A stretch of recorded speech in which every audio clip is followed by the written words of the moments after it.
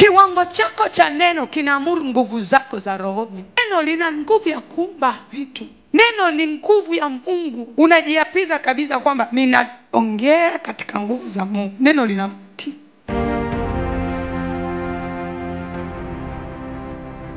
Unataka kushinda mwanangu. Unataka kuwa jasiri mwanangu. Unataka dunia ikutambue ulichokibeba. Unataka utofautishwe kwenye ukoo wako. Unataka uinuliwe katika taifa lako. Hakuna namna utajitenga na maisha ya maombi. Ila kama unataka kuwa wa kawaida, endelea kukaa.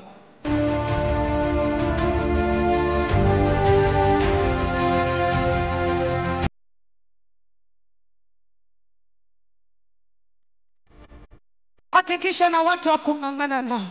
Hakikisha na watu wa kushikana nao mkono. Ukichoka wanakuinua. Ukilala unasema halali mtu hapa. Inuka, tunaendelea mbele. Safari haijafika mwisho. Mnapambana mpaka mnakipata kile ambacho Kristo amekipanga. Tunaona Mariamu alisafiri kutoka mbali. Akaenda mpaka kwa Elizabeti. Maana alijua Elizabeti atamsaidia kile cha kiungu kuzaliwa ndani.